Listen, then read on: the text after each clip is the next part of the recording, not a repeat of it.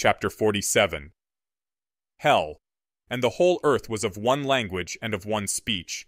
And it came to pass, as they journeyed from the east, that they found a plain in the land of Shinar, and they dwelt there. And they said one to another, Go to, let us make brick, and burn them thoroughly. And they had brick for stone, and slime had they for mortar. And they said, Go to, let us build us a city and a tower, whose top may reach unto heaven, and let us make us a name, lest we be scattered abroad upon the face of the whole earth. And the Lord came down to see the city and the tower, which the children of men builded. And the Lord said, Behold, the people is one, and they have all one language. And this they begin to do. And now nothing will be restrained from them, which they have imagined to do. Go to, let us go down, and there confound their language, that they may not understand one another's speech. So the Lord scattered them abroad from thence upon the face of all the earth, and they left off to build the city. Genesis chapter 11, verses 1 to 8. Trafalgar Square, London, May 19th, 1999, 4:40 p.m. The deep timbre of the anchor's voice was so low-pitched that it was hard to understand over Andrea's earpiece, and she had to ask him to repeat his question. She held one hand over the earpiece, both to help her make out his bass rumble and to serve as a visual excuse for the repetition. Andrea, have you been able to speak to anyone there to get an idea of what's happening? Bill repeated in an anchor's practiced voice, warm and concerned, but confident enough to reassure. Andrea was reasonably certain that his sort were grown in a vat somewhere. There is a lot of confusion and a lot of fear, Bill, she said, shaking her head and using the obvious for filler as she planned the rest of her response.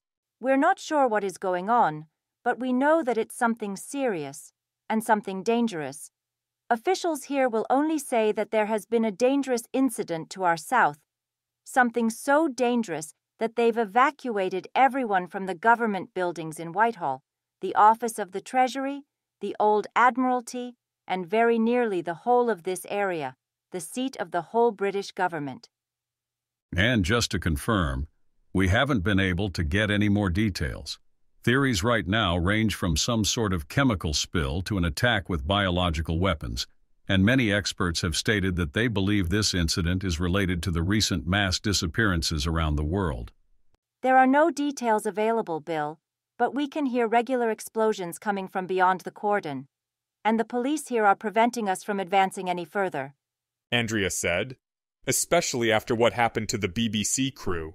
The thought of those poor people, of what she'd seen on the feed from their cameras, it made her skin crawl. There were 17 crews here, and they'd all huddled around a monitor set up on the back gate of the BBC ops truck. They'd sworn not to say anything until they were cleared to do so by the authorities. How could they do otherwise? The rough footage showed the crew advancing down the Riverwalk on the Victoria Embankment, skirting a police cordon that hadn't yet been established. One of the producers was audible, talking to the other in rough, quiet tones as they moved at nearly a jog down the pavement. There was a buzz of indiscriminate noise behind her words, and eventually it grew loud enough that they all fell silent, rather than raising their voices to be heard. The late afternoon sun cut sharp shadows from the trees to their right. No one else was visible. The BBC crew had paused for a moment to get an establishing shot of the river and Big Ben, turning the camera south along the deserted street and panning past a long line of motionless cars and buses. Then the camera had rocked and swerved, dipping forward as someone made a guttural sound of surprise or alarm. For a moment, all that was visible was blurry pavement, and then the camera reared back up and to the right. For one sickeningly long second, no more than a second, a heavy-set woman in a thick tan apron was visible, eyes wide and staring. Her hair was streaming down the side of her face, torn loose from a bun, and there was a thick section of pipe clutched in her hands. It was covered in blood, and a matted wad of gory hair dangled from its end. There were other people visible behind her, packed into a dense mob. They were marching steadily forward in a single mass that parted around the Fleet Air Arm Memorial statue, heading towards the BBC crew. A few people were distinct in the crowd: a man with a rifle in his hands, a child with a knife, a woman with some sort of large tube hugged to her chest. Then the second was past, and the camera lurched away and leapt at the pavement, smashing itself dark. We know Her Majesty the Queen has been confirmed as safe, and also the British Prime Minister, said the anchor. But how much is this going to impact the government there? Andrea nodded thoughtfully to show that this was a meaningful conversation and not just speculation, and answered, Some of the most important leaders of the country may be in danger, but we just don't know enough yet to say for sure, Bill. Thank you, Andrea. We'll be back with you later. Stay safe out there, Bill said, and she nodded sagely as though she had a fucking clue whether or not she was safe. Let's turn now to analysis from Lieutenant General Hassan. General, what are some of the possibilities we might be looking at? The entrance to the Ministry of Magic, Gwitter House, London. After 10 minutes of hell, the Aurors began using lethal spells. There hadn't been any order to that effect, but in a moment of desperation or anger, an Auror animated the centaur statue on the fountain in the center of the atrium. The stone sculpture clopped down off of its perch with granite feet, knocked an arrow, and sent the yard-long stone bolt across the atrium and through the chests of 2 muggles. They crumpled to the ground, dead. 2 other muggles snatched up their weapons, a knife and a gun, but a taboo had been broken. Another Auror lit the clothing of his attackers on fire with a word, and the room dissolved into blood and battle. Some of the staff and Aurors at the ministry recognized what was happening for what it was. The more learned wizards and the amateur historians knew why the time-turners weren't working and why they couldn't apparate, even though the only enemy visible was a monstrous wall of hate-faced muggles. They'd read the stories of the great battles of the old days, when warlord wizards had matched their armies against each other. At least now there was no more wondering about where the missing muggles had gone, stolen in their thousands from cities around the world. Some were here. Many were here. History was full of accounts of wars much like this one. As the Mlongo Scroll said, the most fundamental principle of war is control. Your beasts are a steady wave, and it is your task to unsteady your opponent, the better to wet them. Direct your attacks so as to limit their options, not to damage the foe. Then the waves will overtake them. Casting spells took energy and will. Even the most powerful wizard wouldn't have an infinite supply of both. Keep them pinned down and eliminate their options for escape. Eventually, they would tire or make a mistake or lose heart. And as every student of magical history knew, that's when the Muggles got you. The wars of armies and attrition had been gone for generations, abandoned with the Statute of Secrecy and the creation of modern magical nation-states after the Peace of Westphalia. Private armies of Muggles were not conducive to secrecy nor governance, and they had become a thing of the past. Unfortunately, it seemed the past had caught up with them. The well-equipped and well-trained Aurors stationed at the Ministry of Magic had done their jobs. Those few stationed outside had alerted their compatriots the instant the massed wall of humanity had charged down the street towards the ministry, a mad parade of mayhem that seemingly had come from nowhere. The Aurors had managed to evacuate almost everyone except for active defenders. They'd gotten out word of the attack, and they'd sealed the ministry at 3 points. The stout doors hadn't stopped the Muggle mob for very long, but successive layers of wards and traps had sealed away the atrium for nearly an half hour, despite the concussive power of the weapons the Muggles had brought. Bodies soon littered the streets outside, mounded up among the Muggle government buildings, torn by shards of crystal, burnt by acid, and otherwise ruined by every craft of magic. It was magical slaughter, and it was madness, but the ministry stood.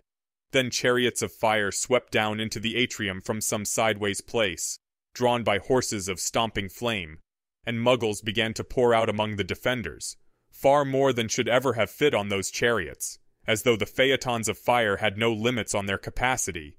It was a novel attack, an impossible attack, casting an army in the midst of the Aurors despite the thick protections that should have prevented such transportation.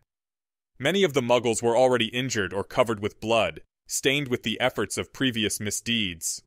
They attacked with purpose and intensity, but showed no malice or madness. They had guns, clubs, knives, and improvised weapons, and there seemed no end to them. Hundreds, thousands, more. The atrium soon began to fill with the dead and dying. One Auror team fought to create a new perimeter, conjuring acrid smoke and clouds enough to choke the Muggles. But their attackers only staggered forward through the smoke, climbing over the fallen in an endless flood of grim murder, beating savagely on shields and wards with their weapons. The defenders tore through them, stabbing hails of splinters, infectious pulses of green light, blasts of acid-filled wind. Each dead Muggle was replaced with 2 more, and when shields began to fail under the rain of blows, attackers began to slip through the gaps. Determined fingers seized one Auror's arm when he was a trifle too slow, dragging him down in an instant. A man with an iron club smashed it against the wizard's skull, and he stopped moving. The man pulped the Auror's head with 2 more blows before the killing curse took him from the world. Too late. The defenders fell back to a choke point. They abandoned the atrium, filling it with a last billowing cloud of fire and smoke, and then took the elevators down a floor to the DMLE. They destroyed the magical lifts, filled the shaft with rubble, and began creating traps and barriers. It should have been impossible for Muggles to breach the Ministry proper. But then, it should have been impossible for Muggles to even find the entrance to the Ministry, much less break through to the atrium. The defenders made frantic calls on their bubblers for reinforcements, desperate to create some kind of plan to drive away the enemy. The possibility of simply abandoning the premises was considered, but discarded. It wasn't a matter of pride or principle that they needed to retain control, but rather a concern for all the objects safeguarded in the Department of Mysteries, and the hidden hand that might be seeking them. There were secret and powerful things under guard there, some beyond the understanding of the unspeakables themselves, and they could not be allowed to fall into the wrong hands. 24 wizards arrived by Vanishing Cabinet, and 24 more began to harry the close-packed horde surrounding the Ministry, killing as many as they could with their most devastating spells. Still other Aurors flew to Gringotts, hoping to beg or bribe to borrow the dragons that the goblins kept. Beasts had been a method of Muggle control too once. Such control might even have been their intended purpose. At this moment, however, the doors were found sealed, and another hope dashed. The wizards were remembering and employing some of their more creative methods of killing en masse. The Butterball charm turned the road liquid, drowning its victims in a slurry of slippery stone. Mandrakes had been fetched, and their screams killed everyone around them. And magical fires consumed Muggle after Muggle. The enemy fell in droves, but there was simply no end to the Muggles. There were thousands of them, pouring in every minute without stop, unleashed from some hidden horde of humanity. It wasn't fair. No, worse than that. It wasn't even sane. It was as though the hidden hand behind the attack didn't care about their forces or any perceivable objective. It was all pointless, all the fear and blood and anger. Some of the Muggles had little packages that exploded. Blast bombs. Inside the Ministry, those who had fallen back to the lower level felt the stone around them shake and heard explosions, and cast grim looks at each other. Even if the explosives couldn't really reach them, eventually more flaming chariots would arrive among them. The Muggles were coming. Endless. Remorseless. The defenders of the Ministry of Magic were fighting an ocean, and the ocean was winning. It is perhaps understandable that some began to weep when they heard from their bubblers that a wave of Muggles, packed in a plenitude without end, had appeared at Hogsmeade. And there was no one to stop them, for there were other attacks happening, all over the world.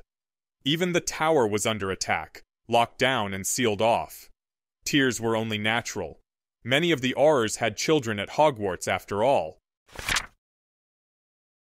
Oh, sacred ether and you wines, masters of speed! You, waters of rivers and you, endless laughter of ocean's waves! Oh, Mother Earth! And you, Sun, who sees all! Look at me! Look at my suffering, I, a god who must suffer the punishment of gods! Look at what outrageous torment I must endure for countless years! Look at these dire shackles this new ruler of the gods has devised for me! Ah! Ah! I groan for my suffering now and for all the suffering to come. When will I see their end? But what am I saying?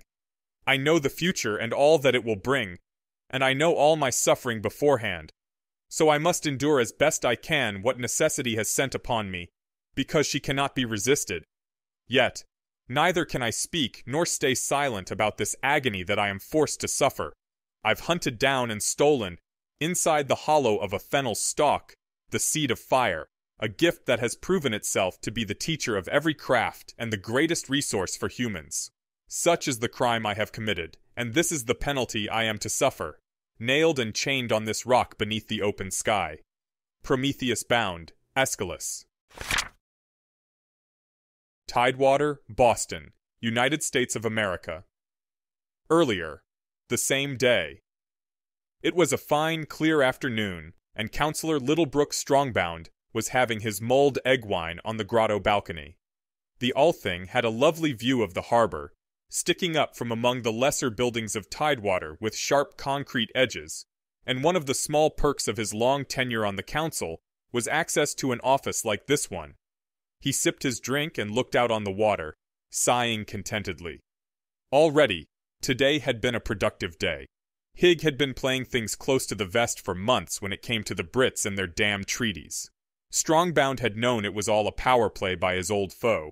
He'd tried to shore up support along traditional lines, making a deal with that little snakeling son of Lucius, only to discover that the little brute had turned the whole independence movement out for fools, capitalizing on the idiocy of the Thunderer and the Cappadocians' brute hatred, precipitating a conflict that was obviously doomed from the start.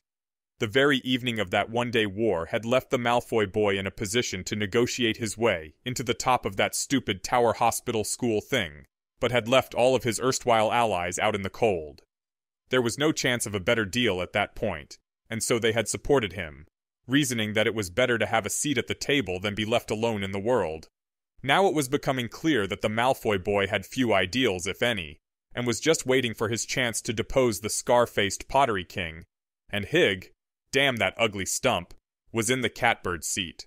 Strongbound could see it now.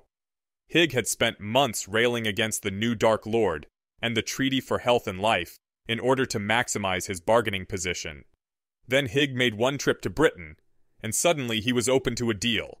And the deal he made with the goddess just happened to include enormous subsidies to Salem and the Russell Institute, arithmancers to help with the council finances, the end to damnable British support for the damned Cypriots, and the elimination of tariffs. Higg claimed personal credit for the feat, meaning that he could claim the gratitude of the moneyed merchants, the support of the elites, and the appeasement of all the Turcophiles who'd long distrusted him. But today, Strongbound would finally begin to make inroads. He examined the drink in his fingers, smiling at the thought. Ever since the Centaur Bill, Higg had held the upper hand on access to the Ernest Ears Bureau. More of his review requests were approved by the Oversight Committee than anyone else, meaning he had access to essentially any of the wealth of information that the council programs were always bringing in. Finally, though, Strongbound had struck gold with one of his own requests, one of the few he'd gotten past the committee, and soon things would change. A delightful, dirty little secret between two of the counselors on the committee, and now he knew it. It was leverage, and that leverage would translate into information, and that information would translate into power. Strongbound sipped his warm drink, and began to be happy and make plans. "Who?" called someone from the street, their voice lilting and strange. Strongbound frowned, and leaned forward, to peer over the balcony railing. There was no one standing on the cobblestones below. The afternoon light showed nothing but a scrap of lone parchment scraping its way along in the gentle breeze. Strongbound leaned back. There was someone behind him. He could feel it. He turned. Large eyes, black and oily, wet, white skin, flaky, run through with spidering cracks, ragged in places as gnawed, long thin limbs, sparse flesh, lumpy joint, mouth, smile, smile. The thing turned, hand finger open, smile, teeth dark touching rough, rasping, skin part yawn, moving scream, night whisper lust end cut, thousand know my ripping beyond wet, rough, red, black, black, cut, scream, smile. It took Counselor Littlebrook Strongbound a very long time to die. When he finally did, the Althing of the mystical and benevolent Council of Westphalia was left quiet and empty of life. A Bundywig remained to walk the halls alone, pausing to lick wet spots on the floor now and again, its swarming mass of chispurfles milling about on its back. The Gaunts moved on to the next taste of magic and time, moving from building to building in Tidewater. None escaped, their magic dying in their veins. Visks lazily flapped through the air in their wake, borne on tissue-thin wings. Hogsmeade, Scotland. At the same time, the same day. While a few stubborn and brave wizards stood their ground to try to drive off some of the Muggles, almost all the residents and workers of Hogsmeade evacuated their little village as soon as they saw the steady marching mass of the unmagical. The enemy's presence was known instantly, of course. Even before the tower existed, security precautions had included the closest settlement to the school. Nicomedius Salamander and Holly Nguyen had been stationed there. It was a tedious assignment and one dreaded by Aurors, but the pair had voluntary service in Azkaban on their record, and so their careers had stalled. They were on duty, standing idly outside of Honeyduke's, when they heard the first screams and saw someone send up red sparks. Despite their current status, the two Aurors were well-trained and experienced. Salamander alerted the DMLE in the receiving room, while Nguyen took to the air to reconnoiter the enemy. Nguyen barely caught sight of the mob before she was attacked. They were lucky or too numerous, and a bullet tore through her outer thigh before she could shield herself appropriately. She yelped and wobbled in her seat, but held on, pulling up and away. Stupid, stupid, stupid. Firearms were surprising and instantaneous, but they only shot bullets, a repetitive and easily countered attack. Even if Nguyen hadn't been a Muggle-born, she would have been able to deal with a few gun-toting Muggles. 1,000 gun-toting Muggles were a different story. They were crowding into Hogsmeade, their numbers so great that their weight brought down fences, and several of them were actually being pushed through shop windows as the village streets were filled to overflowing. Nguyen saw broad red puddles, smeary with dozens of trudging Muggles, where they'd already seized some poor innocents. She didn't see whoever it was who'd sent up red sparks, but scraps of bloody robes were visible underfoot in front of Dervish and Bangies. The front of the magic neep had been smashed in, and smoke was pouring out. Nguyen circled the mass in a wide arc, high enough so that their thrown weapons fell short, and looked for the wizards in control. Some sort of bus or plane must have brought all of them, she thought, as she tore open a package of Wandoslow blood, slapping the wet cloth on her leg. Too bloody many for, well, even port keys wouldn't work. You'd need hundreds of them. But she saw no apparent magical attackers and no apparent transportation, which was very worrying. It was as though a football stadium full of unusually well-armed hooligans had taken it upon themselves to go have a pint at the Hog's Head, and had just walked straight into a magically protected village that was stacked with anti-Muggle charms. Nguyen returned to Salamander, finding him standing outside of the Three Broomsticks, and felt panic rising in her guts. It got worse when Salamander told her curtly that the Ministry was under siege by Muggles, and that the tower had been in lockdown and wasn't operational, and that there were 100 other things going wrong all over the world. Had the Statute of Secrecy just been broken somehow? Everywhere? Had Muggles gone to war on wizards? She'd always thought that was Slytherin bunk, but there didn't seem to be any alternative. Everybody safely out? She asked Salamander, dropping down next to him. She remained on her broom, with one hand pressed to her thigh. Salamander shook his head and slammed the heel of one hand into the inn's door again. No. Almost everyone responded to the alarm, but this idiot won't leave. I was about to knock in this door and drag her out. Nguyen glanced over her shoulder. The Muggles would be there in minutes, a well-armed wall of humanity. She shouted at the door. Madam Rosmerta? It's Holly. You need to leave. You need to get out now. There are hundreds of Muggles coming, and they've already killed some people. We can't protect you if they try to get in and get you. A few casks of butterbeer aren't worth your life. There was a heavy thump, and the door opened. Madame Rosmerta peeked out. She'd been rejuvenated, but she'd already been so young that her appearance was little changed. Bouncy brown hair, pale green eyes, and a skeptical pinch to her mouth. Muggles, well, why don't... Confundus. Nguyen cast, her wand a flicker of motion.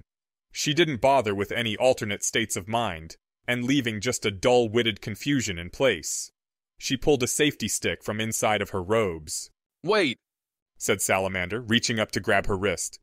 The tower just got out of lockdown, I already told you. He handed her a milled metal rod, dimpled in the center. Use this. It's international, but I don't have any others, and we can't take the time to side along her. Nguyen didn't argue. She put the rod right into Rosmerda's hands, then mimed a bending motion to the woman. Rosmerda complied, a dull look in her eyes. The rod bent, and she was lifted sideways and away, spinning off into a direction that didn't exist, and vanishing from sight with the familiar comforting sound of a port key. Signal to Hogwarts, that's where they're headed, and call for help, said Nguyen. She kicked her broom up to be even with the roof and heard the sound of Muggle feet far too close. Call where? Salamander asked. Broom, he said to his pouch, and mounted. He rose up next to her. The DMLE and the tower are both under attack. We can fly up to the castle, but who are we going to call to come help? Those are the people who should be helping us. Call someone, anyone, snapped Nguyen. Bubble anyone you know who's stationed at a safety pole. Or Howie. Maybe they can spare some people. The two Aurors pulled away as the first Muggles came into view. They sped off towards the castle. No one stationed at the safety poles or Howard Prison answered. Either they were too busy, an ominous possibility, or they were unable to pick up a bubbler at all, a much worse possibility. Nguyen and Salamander put on more speed and tried to think of someone else they could call for help. Someone who might answer quickly, and with force. The Hogwarts grounds whipped by below, the Forbidden Forest looming large, and the school growing swiftly ahead of them as they approached. Things were desperate, so Salamander resorted to desperate measures. He bubbled a former Auror who had been acting like a nutter for years. It was true desperation that it had come to this. She picked up almost instantly, babbling in a strained rush. Hello. Just realized I missed a button. And 3 weeks ago I saw a dog, and it looked at me, and I thought of 5 good names for it. But when I was 17, a dog vommed in my bed, and so all the names had to do with vomit. And I'm very worried about things right now at the tower, and we're about to leave, so you better make this quick. Sorry about that. It keeps happening. What is it?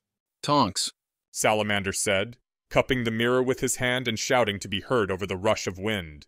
We need help. Everywhere there were attacks. Everywhere there were invaders. Salem, Paris, Oslo, Huangzhou, Moscow, Cyprus, Johannesburg, Abuja, Dunedin. Vast crowds of Muggles attacked, or hooting unseelie, or newly free dark wizards in their dozens, or other things. It was a masterpiece of coercion and coordination and carnage, as though some monstrous god were raining down the wrath of armies upon the world, and in many places there was no help at all. Godric's Hollow. At the same time, the same day. The alarm had been raised, and there was no one to come. 10 monsters stood on a clear ridge above the village, looking down a steep slope at the thatched huts and low brick walls of the magical settlement. The basilisks had been hooded, swaying in place uncomfortably, and the Tarrasque stood as impassive as the rock from which they had been made. 4 wizards stood behind the monsters, wands in hand. Their posture was tense and uncertain. They were not the masters, rather merely the attendants to beasts beyond their ability to truly control. The snakes and stones acted under the command of an unseen presence, and those dark wizards who'd accepted the cheerful offer of a chirpy young stranger now found themselves regretting that choice. Still, they were free. That was more than could be said yesterday, and the power they had seen from their savior. No, they would do as they were told. They waited where they had been told to wait. The defenders moved rapidly in the village below. 2 of the patrol wizards were escorting one last protesting inhabitant out of his home, a wizard who had refused to abandon his Kneazles. The others were working under the direction of the Aurors and the Hit Wizard Squad to try to set up wards and traps. Even simple barriers of stone, whatever they thought might slow down the earthbound enemy.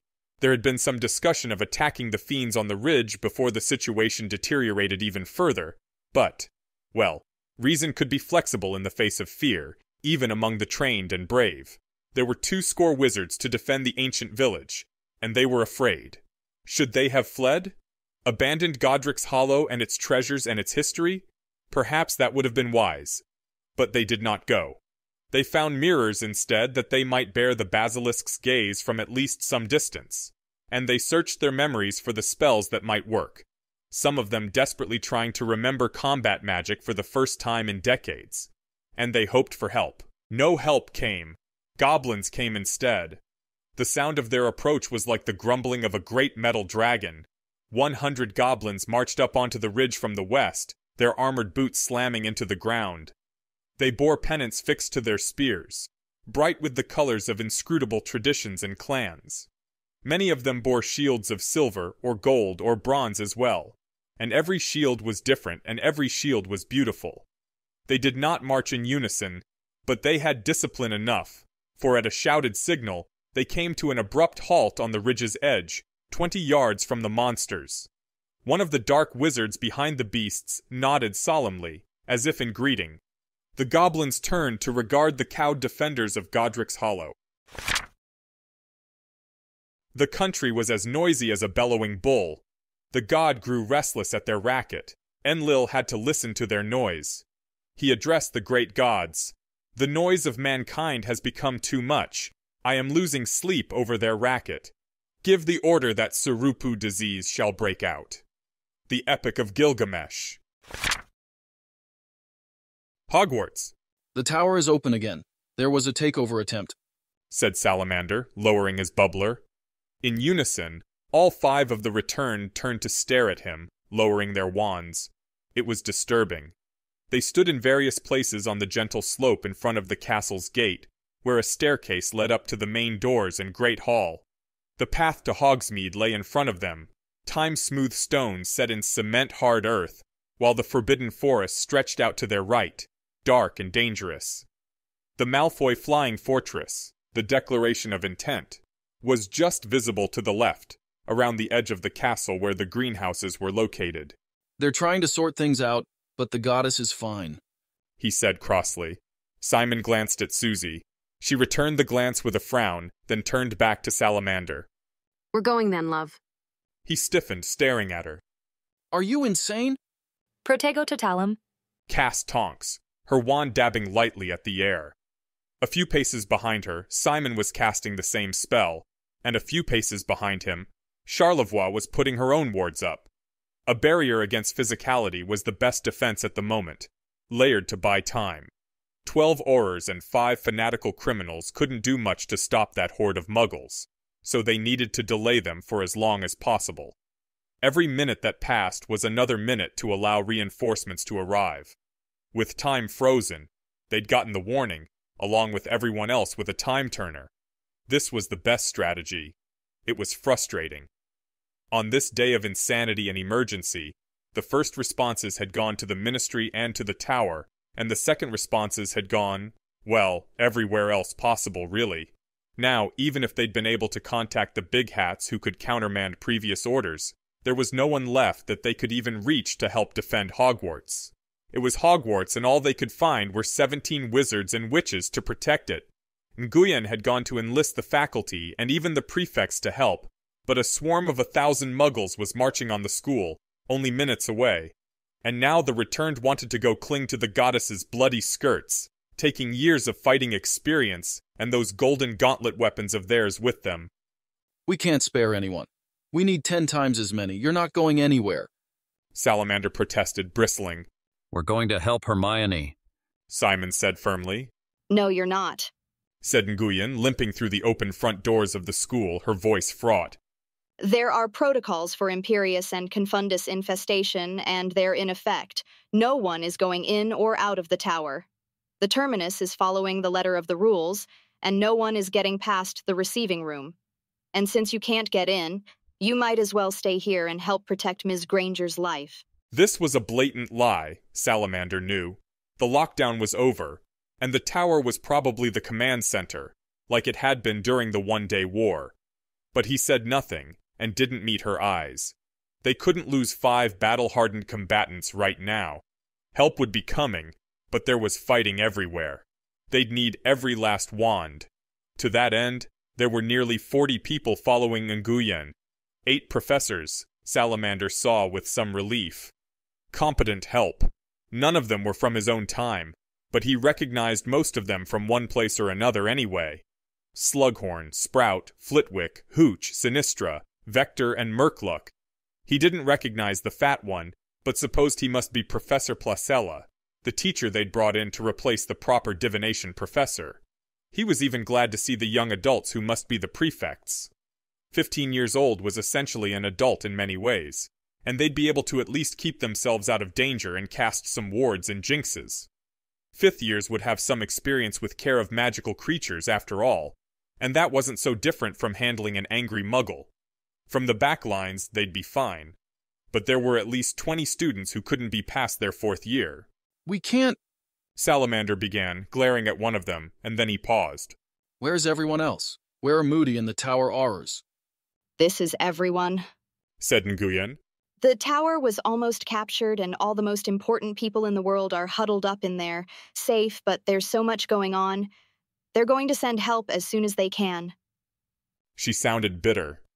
The headmistress and 2 professors are guarding the students and activating more of the castle's defenses, but this is it. You couldn't apparate into Hogwarts.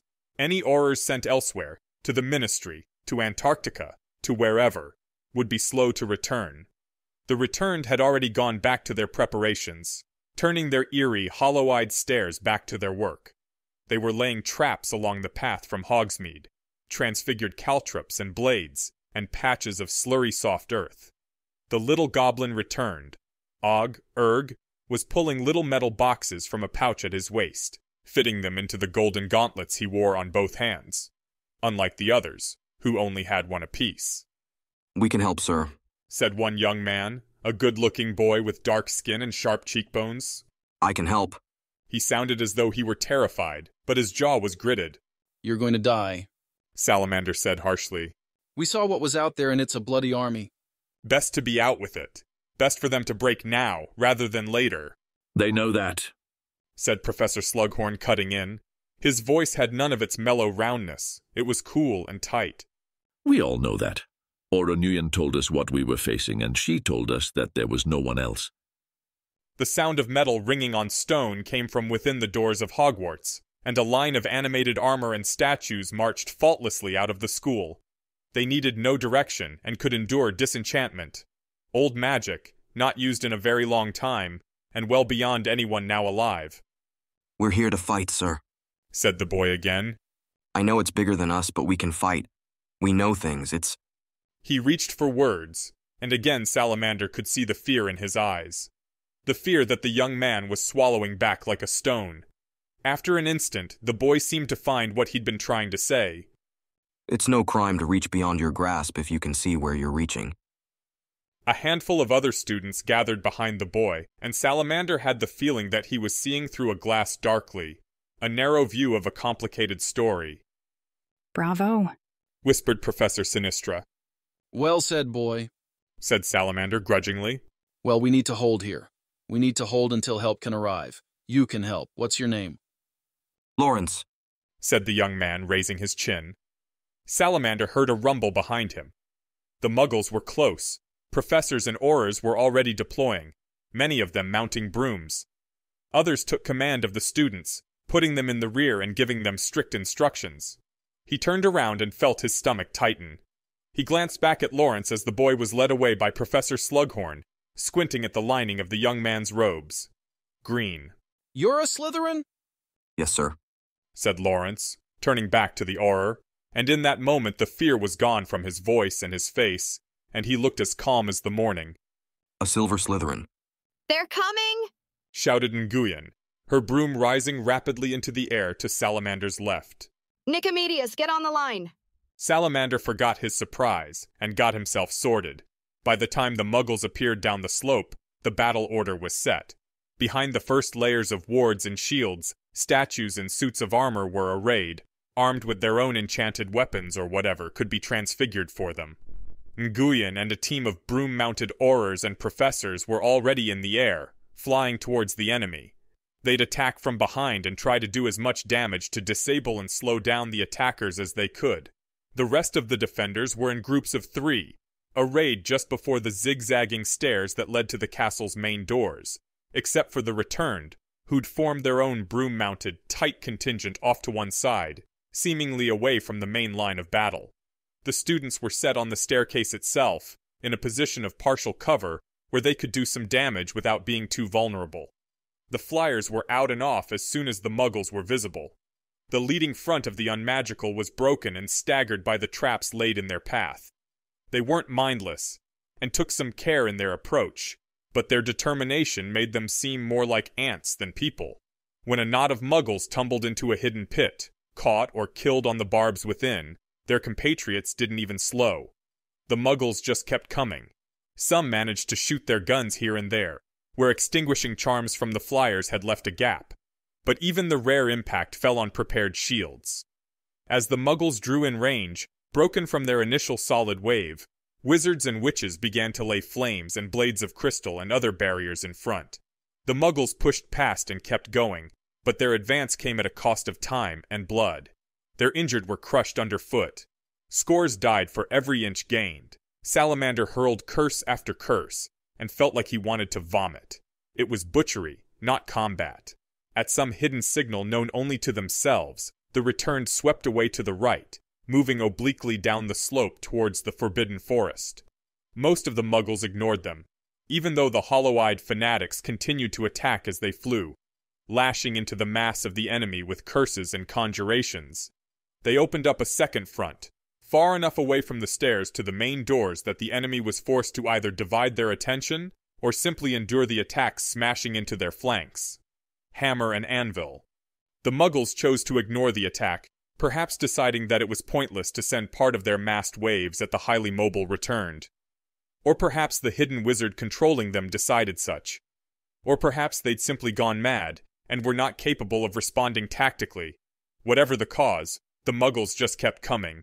Before too long, indeed, after a sickeningly short time, they'd reached the first layer of wards. 10 hands began hammering on the unseen barriers, then 20, then 40. The Hogwarts shields responded, sparking lighting and fire into their attackers, but it just wasn't enough. Though they died in droves, there were hundreds more to take their place.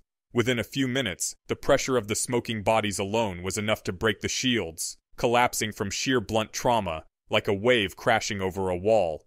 Blood sprayed and foamed as the first shield warped and wept crimson energy, and then failed. Salamander gave up on Flame, which was doing too little damage and had no deterrent effect. He softened the earth instead, so Muggles were swallowed into sudden holes, drowning in liquid soil and crushing their allies beneath them. He watched as the returned began activating their gauntlets, pouring geysers of swelling, sticky foam into the mass of Muggles. It was effective, but short-lived, as those trapped were pressed down into the foam, and others began avoiding it. Less effective were bursts of wind or quantities of some stinging gas. Neither did more than temporarily slow 40 or 50 of the enemy. But there were just too many. That was all. No failure of strategy and no surprises. Just hundreds upon hundreds of Muggles, pouring forward in a thick mass. Thousands upon thousands. A city's worth of men and women. More than should have been possible. More than was sane. As more shields broke, the animated statues in armor began to step forward and attack. They wielded whatever weapons they'd been provided. One suit of armor swung a greataxe mechanically to and fro through Muggle flesh, while a marble statue of Vindictus Viridian swung a club of granite. The Aurors and Professors supported them, casting flames and noxious smoke into the front lines, while the students picked off those Muggles who broke past with the sleep hex.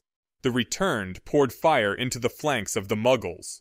Astonishingly, it seemed like they were actually using transfiguration, transforming earth or flesh into thick clouds of acid or burning chemicals or poisonous gas. Despite everything, Salamander was shocked. That was madness.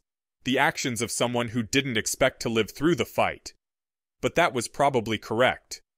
More than 1,000 must have fallen already, Salamander thought numbly, looking at the heaped dead on the slope before him. He lashed arrows of steel through 4 Muggles, and then again through the ones behind them. He was beginning to feel burned through and hollow, magically exhausted. They couldn't keep this up. Nicomedes, called a pleasant silvery voice from his elbow. Salamander glanced to the side only long enough to see a corporeal Patronus floating next to him. A cat, the headmistress. Help is coming. 10 minutes. He lashed out with a wave of flame as one of the statues toppled over, smashed too often by a Muggle's iron bar. 2 of the suits of animated armor were also down, and the Muggles had reached the second layer of wards and shields. Salamander spared another quick glance around him. 3 of the flyers were down or dead. One of the professors had passed out from magical exhaustion, and he saw, to his surprise, that Lawrence was running away. He and a young woman had mounted brooms and were fleeing away from the fight and to the left, where the greenhouses and the looming shadow of the Declaration of Intent were visible. Slytherins, he thought with disgust. Then he was fighting again, ignoring the black spots that were beginning to dance in front of his eyes. Hold the line! He screamed. Help is coming! Hold the line! Hold the line! Miss Watson, your runaway Jim is down here 2 miles below Pikesville, and Mr. Phelps has got him, and he will give him up for the reward if you send. Huck Finn. I felt good and all washed clean of sin for the first time I had ever felt so in my life, and I knowed I could pray now. But I didn't do it straight off, but laid the paper down and sat there thinking how good it was all this happened so, and how near I come to being lost and going to hell. And went on thinking, and got to thinking over our trip down the river, and I see Jim before me all the time, in the day and in the night time, sometimes moonlight, sometimes storms, and we a-floating along, talking and singing and laughing. But somehow I couldn't seem to strike no places to harden me against him, but only the other kind. I'd see him standing my watch on top of his'n, 'stead of calling me, so I could go on sleeping, and see him how glad he was when I come back out of the fog, and when I come to him again in the swamp, up there where the feud was, and such like times, and would always call me honey, and pet me, and do everything he could think of for me, and how good he always was. And at last I struck the time I saved him by telling the men we had smallpox aboard, and he was so grateful, and said I was the best friend old Jim ever had in the world, and the only one he's got now, and then I happened to look around and see that paper. It was a close place. I took it up and held it in my hand. I was a-trembling, because I'd got to decide, forever, betwixt 2 things, and I knowed it. I studied a minute, sort of holding my breath, and then says to myself, all right then, I'll go to hell, and tore it up. Huckleberry Finn, Mark Twain. Godric's Hollow. At the same time. The same day. 1 goblin stepped out in front of their gathered army. He was small, but his bright silver helmet had a proud tilt to it. When he leveled a spear at Godric's Hollow, making some gesture to his fellows, the blade was studded with a fat ruby, but the tip was sharp enough to shave the sun. Basilisks hissed quietly, and the Tarrasque stood with obdurate stillness, waiting for the signal to attack the wizards and consume their flesh and taste their blood. Waiting. The goblin handed the spear to another and raised the visor of his helmet. He had a sneer on his face as he stared down at the village. A shiver ran up the collective spine of the defenders of the Hollow. They looked at Goblin Silver and Basilisk Scale, and they knew despair. The goblin removed a shining gorget from around his throat and drew a wand from a simple leather holster at his side. He waved it in the air and touched it to his throat, saying something. Nothing happened, but sharp-eyed wizards divined he was attempting the amplifying charm. It was a simple spell, but it took him 10 or 11 tries to cast it properly. Still, considering it was the first time many of the wizards had ever seen a goblin cast a spell, it was a remarkable achievement. The goblin cleared his throat and began to speak, his voice raw with emotion and thick with a gobbledygook accent. I am Bilgerd the Marrowed. I speak for the Urgod work leaders of the great city of Ackle. I speak too for the Burgod Bur of Curd, the Malwit Mal of Podhurt, the Salwit Sal of the Fryhammermons, the Curl of Shikoku, and the Curl of Waimatewam, and the Curl of Singerd. I speak for the Goblin Nation. His voice rang out over Godric's Hollow, the assembled monsters, and the shaken defenders. We are goblins, and we do not forget. 1,000 years ago, our cities were bright and proud with our will work. the secret arts of transfiguration known only to us. Acle was a city of marble and diamond, beautiful to behold. Wizards saw the will work of the 7 cities and were jealous, and so men like Severus Hortensius took our wands by force. Goblins were banned from owning wands, and the 7 cities became small and dark, and we do not forget. Bilgurd's voice was black with bitterness. 500 years ago we were wandless, and we had to rely on our hammerwork and our wits. Yet still wizard-kind was jealous. Our goods were taken by force. Gringotts of London and Lurgods of Kochi were stolen from their rightful owners, and their gold heaped into wizarding coffers. We were robbed, and still today that gold sits in the vaults of wizards of noble blood, and we do not forget. 2 of the dark wizards standing behind the basilisks and Tarrasque exchanged mocking smiles, their unease forgotten in their contempt. 300 years ago wizards decided that their dominance and bloodthirst was not yet sated. Wizards, that people that held elves in thrall and murdered muggles and hunted centaurs for sport, these wizards feared reprisal from their victims, and little wonder. And so wizards closed themselves away from muggles and decreed that no goblin could ever again roam free on the land. Wizards dared to lock away entire peoples in a bondage of secrecy so complete that few even question its justice. We have been bound by the statute for centuries, though our things have no voice in the confederation that gives it authority, and we do not forget. A silverwork goblin helmet shifted to turn to regard the monsters nearby, and the shiny mirror of its brow shone like a lesser moon. Since time began, the mudwater wizards of the world have stolen from us, taken our will from us and borne it away in pieces. The fruit of our forges and the light of our souls, put on display or waved around like trophies, and justified through illegal and unconscionable contracts, as though any goblin could contract away his soul. Betrayal burns in every stolen suit of armor and every stolen spear, in every goblin-work mirror and every hoarded blade. Our hammerwork has been stolen, just as our power of willwork was stolen, and we do not forget. Bilgurd's shouts died down. He paused, then spoke again, quietly and with emotion. Goblins have honor. A new wizard spoke to us of ancient name and great lore. The Archon, he called himself. The Archon Meld. He knew that we had suffered, and spoke well to us. He spoke of wands and banks and prisons and thefts.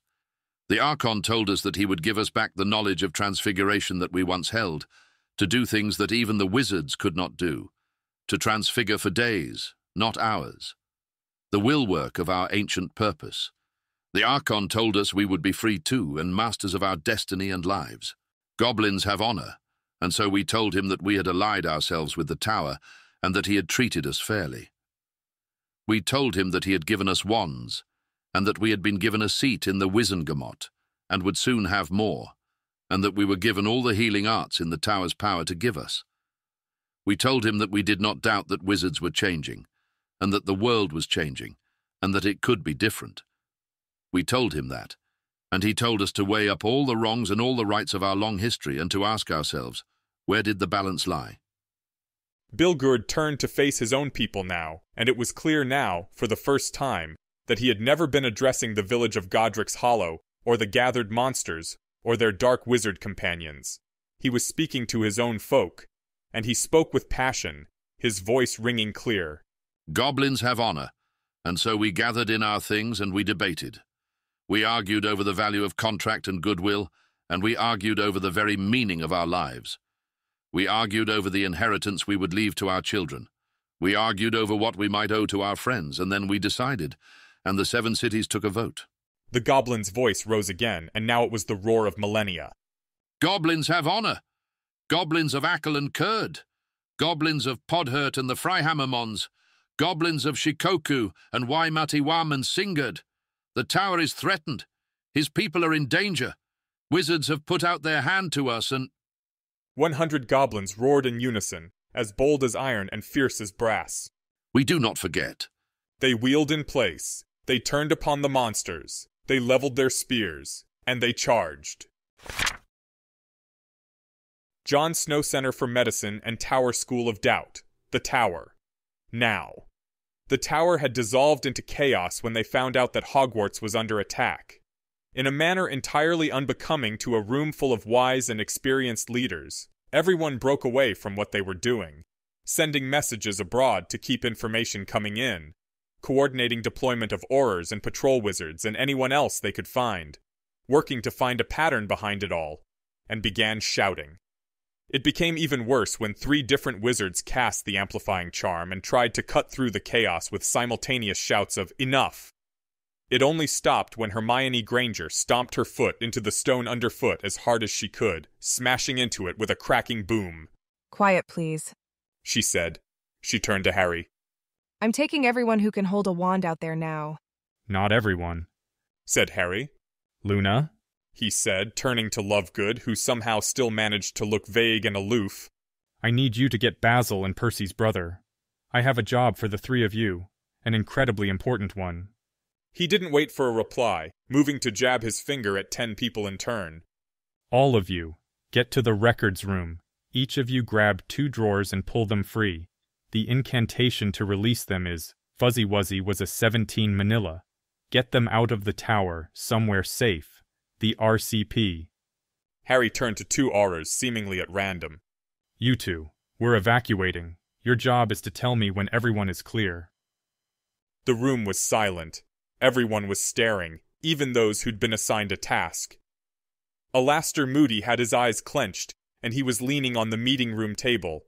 Hermione found her eyes filling with tears. "Harry, what are you—" began Madame Bones. "We're evacuating. Set up what we need in the Great Hall. Everyone who can, and all the Aurors we have, go and fight. There's no more reason to stay. I'm bringing the tower down.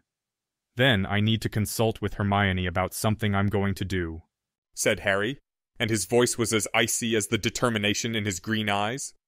"And then," he added as people gaped at him, "I'm going to the library. Now move." Outside, Salamander had seen Nguyen die. She'd simply fallen off of her broom. He didn't know why. Maybe she'd passed out, or maybe something had hit her. But he'd watched her wobble in her seat mid-flight and fall, dropping in amongst the muggles. She was dead. Some of the students had fainted. Others were levitating professors or Aurors up the stairs. Others, too tired even to do that, were just dragging the fallen physically. Every lost combatant was a disaster. There was only 1 layer of wards left. Salamander stood behind it, flanked by 20 others. 3 flyers were left, reduced to weak curses and hexes. Everyone did what they could for as long as they could. They all fought as though it were the end of the world. Perhaps it was. Somnium, somnium, inflagrate, phlogisticate, phlogisticate. Phlogisticate, somnium, ventus, ventus, prismatis. Stupefy, stupefy, stupefy, stupefy. Somnium, somnium, prismatis. They fell back. They were a tight knot of magic at the base of the stairs. Muggles smashed their weapons against prismatic shields. Salamander sustained his with his will. He had no magic left. He fed his spell with his life. There was a shadow, he thought dully, as a Muggle brought a sledgehammer down on his shield. A shadow. The declaration of intent was aloft, rising slowly from where it had rested near the greenhouses and floating towards them. Another Muggle was beating on his shield with a pipe.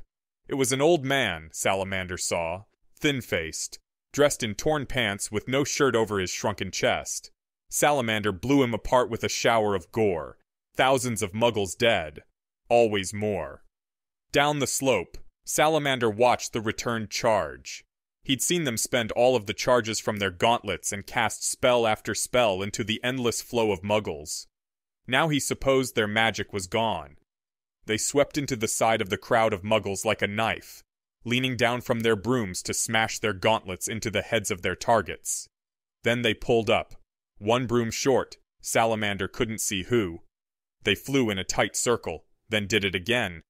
And again. And Auror's shield gave. She died a moment later as 3 Muggles buried knives into her chest and stomach. Salamander knew he should clear some space to move back, to maneuver. If he dropped his shield, he wouldn't be able to cast it again. He stayed. He held on. The declaration of intent was flying over them now, a squat fortress of stone gently soaring overhead.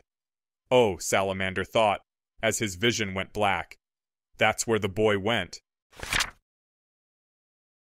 When the declaration of intent came crushing down on the entry stairs of Hogwarts School of Witchcraft and Wizardry, it pressed into the rock, sending a shudder through the earth. It rose and fell again, and then again, deliberately and grandly. 3 times it smashed itself into the stairs before it ruptured, exploding into a small mountain of shattered stone. People died. Nicomedeus Salamander was among them. So too were many, many innocent people, kidnapped and enslaved and whisked far away, to die in a war beyond their understanding. So too were Lawrence Bradwyan and Annabeth Dankasang. Hogwarts endured. The Unseelie arrived first, borne by flaming chariots. They found interest in the ruined bodies that littered Hogsmeade, strewn here and there, battered into meat. The Horror-Gaunts gave their strange cry of amusement, driving Legis before them as they turned towards the castle of Hogwarts. Dark witches and wizards followed, and almost all of them kept a distance born of stark terror from the Unseelie. Only 2 moved without fear ahead of their fearful compatriots. One trotted along with mincing step of madness, the other trudged with the hateful step of despair. Bellatrix Black and Limple Tiniagar made an odd pairing. Perenelle du Marais brought basilisks and Tarrasque with her. She did not bother to hood the great serpents, paying their gaze no mind. The full-figured witch in her green dress walked among them towards the killing fields, and seemed lost in her own thoughts. One individual came last, unheralded and unarmed, clad only in plain robes of grey, bringing no one and nothing with them.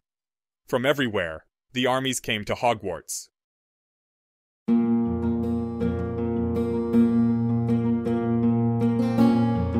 This has been an AI reading of the Harry Potter and the Methods of Rationality fanfic, Significant Digits, written by Alexander Debus. You can find the original text at anarchiashhyperbole.com. The voice for this project was provided by Aeneas Brodsky.